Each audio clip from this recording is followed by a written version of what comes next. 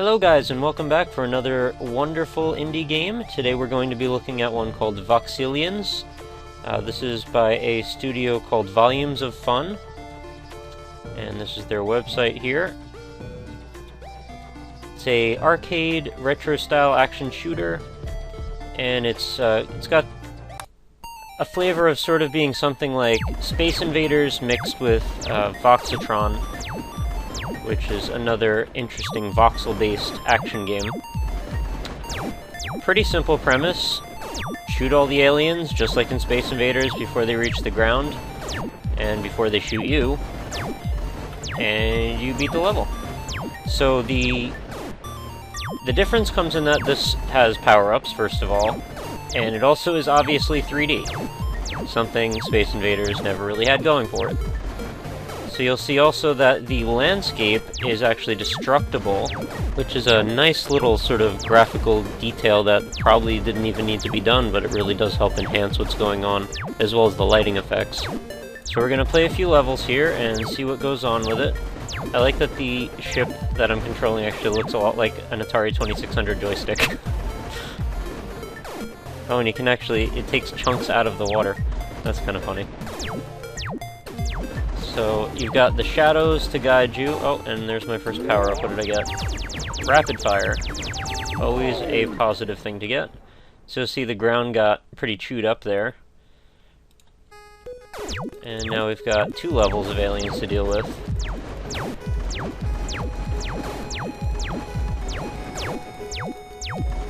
We've got some very nice, sort of classy action music playing in the background. I mean, it's not super fast-paced, but it definitely gives you a nice feeling of something's going on here.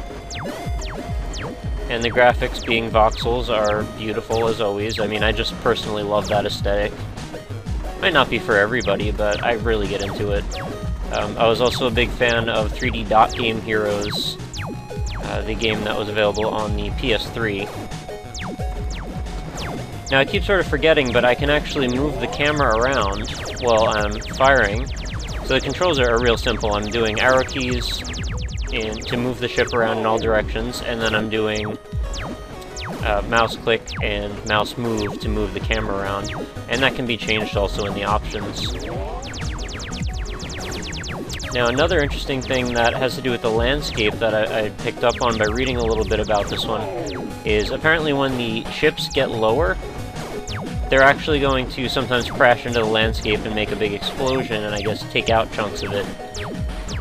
So that's that adds another element. And also adding to it is the fact that I have these areas to navigate around, which is definitely going to make getting underneath them to shoot them a little bit more difficult. I also really like that the UI is actually contained within the game space. That's something you don't see too often. It's usually existing in a separate, plane. But in this case, I think a nice solution for it. I'm glad you can't fall off the edge of the world, because that would be a little annoying. So level 3, now we're on 3 tiers of them. And a lot of landscape here seems to be taken up by mass. Oh, we've got a spread shot, that's very cool. That would definitely help take out a few of these guys faster. Oh, unfortunately, it didn't last very long.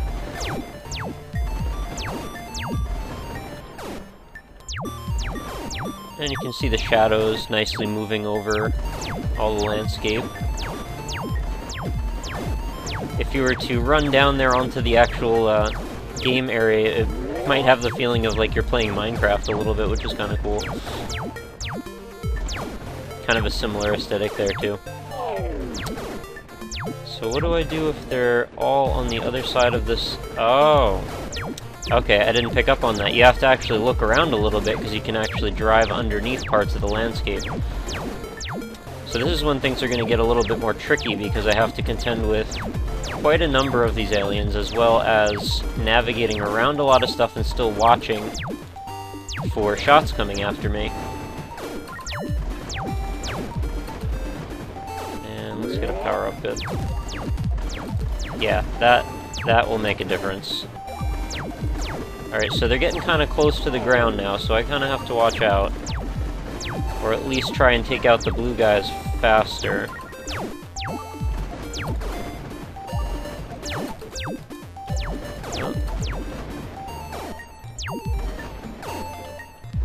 I'm hoping I get to see a level where the lasers are so frequent that they actually put like a hole through all of the land. That'd be kind of interesting to see.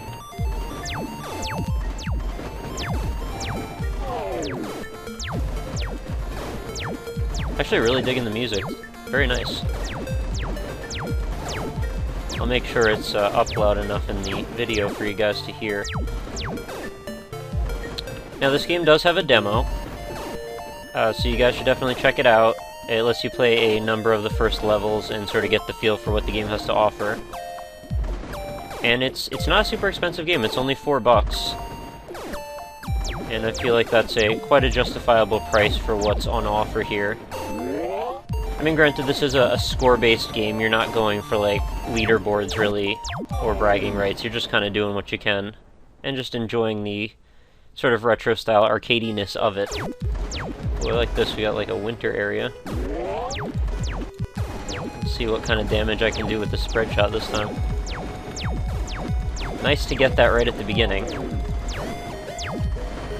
Oh, another one. Yeah! It's actually quite satisfying taking out hordes of them at once, although I'm missing.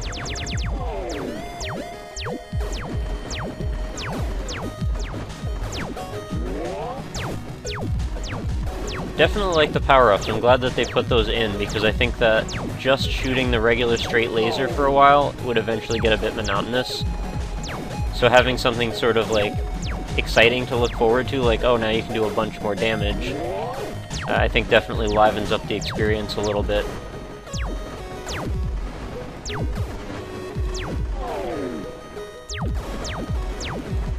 Yeah, this level, I'm getting quite a few power-ups, so it's definitely making things a bit easier. And they hardly got to screw up my game, my landscape, I mean. And you're done. Level 4 complete. Yeah, everything's self-contained, and I also did get a few extra lives, which are given to the player every so often in points. Haven't died yet, so I guess I'm doing pretty good.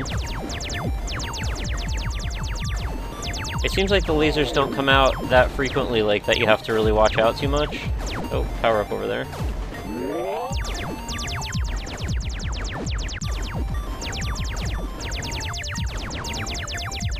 But I was definitely interested in how the landscape sort of blocked my way to be able to shoot all of them. I thought that was a really nice touch. Because just putting Space Invaders in 3D is one thing, but then actually changing up the formula a little bit is another, and this definitely did do that.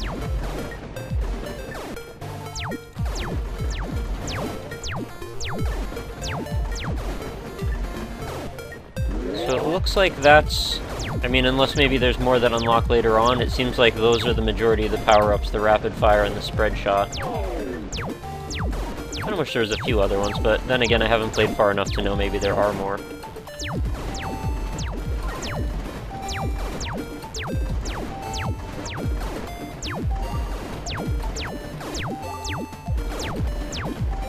And I kinda like how, since this is sort of recognizable as being similar in gameplay to Space Invaders, it's a pretty accessible experience, so I think most people shouldn't have trouble getting into this. The only thing I worry about is just the spinning of the camera, like for people who are more into the older retro stuff only, and that's like where they really find their enjoyment. I think adding that extra layer of having the 3D camera might be a bit confusing for them. But I'm sure that will vary on a person-to-person basis.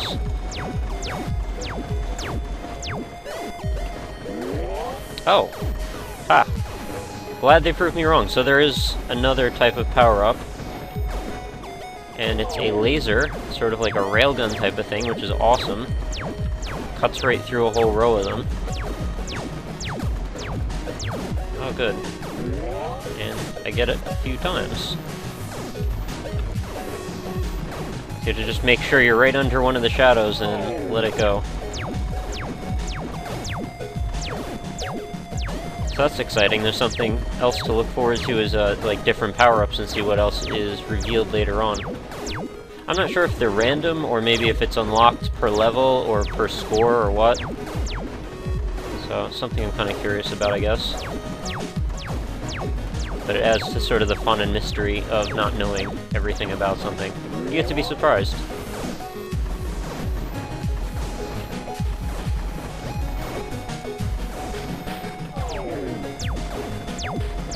Still doing pretty good.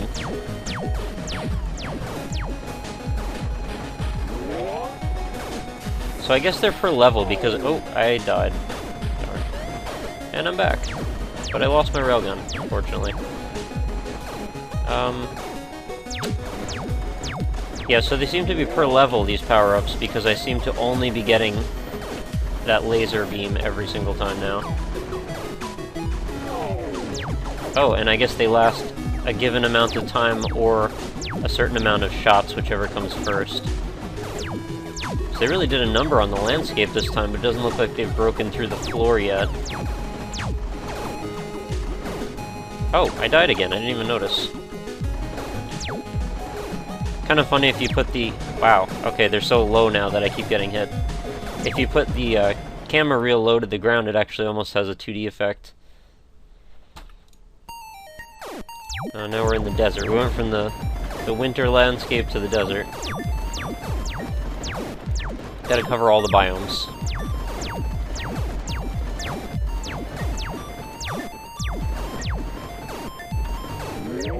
And we got the spread shot again. I kinda wish the lake did something different, like you couldn't just drive over it.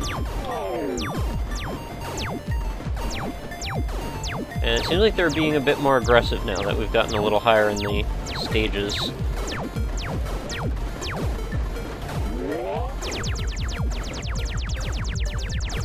That is very satisfying when you clear out a whole bunch like that. I could even go over top of them and try and shoot up at them, which is kind of a neat thing too. Makes it a little easier to line it up, perhaps. I have to really shoot that thing more when I get it.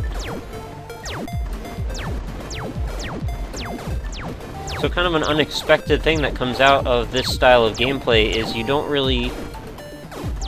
mean to have to do this, but balancing the camera so you can shoot effectively and then also trying to pay attention to what's being shot at you, it sort of adds an extra layer of depth. And since the controls are pretty intuitive, it's not like it's hard to master that. You just sort of have to, you know, come to grips that you need to be looking in every direction at all times. Oh, I died again, didn't I? Yep. And I imagine if this gets pretty hectic and chaotic, that this could be a little tricky. Because already this is only, what, level 6, and now I'm dying quite a bit, and at the beginning I wasn't hardly dying at all. Oh, and the last one dropped a power-up, thank you. So it seems like we max out at about 3 alien Voxeliens in stack. So I was wondering if it would just keep going up, but I think this is probably a good number.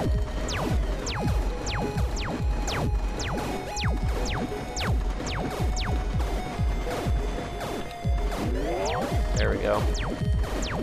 Do some damage. Wow, I missed a lot with that one.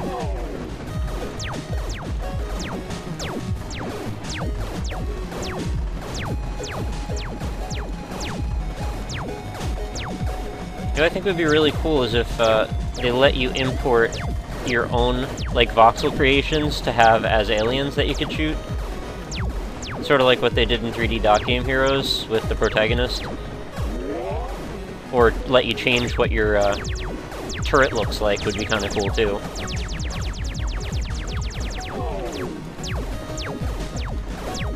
Just ideas. Game's still plenty fun regardless. Oh, we got the laser again. Wow, if I could hit anything. I think I'm pretty much done. I got 1 life left. And these guys are going down fast. Okay, I think... Oh, that was it, huh? No, I get a 0 life too, okay. How am I gonna get to them though? They're all over a mountain.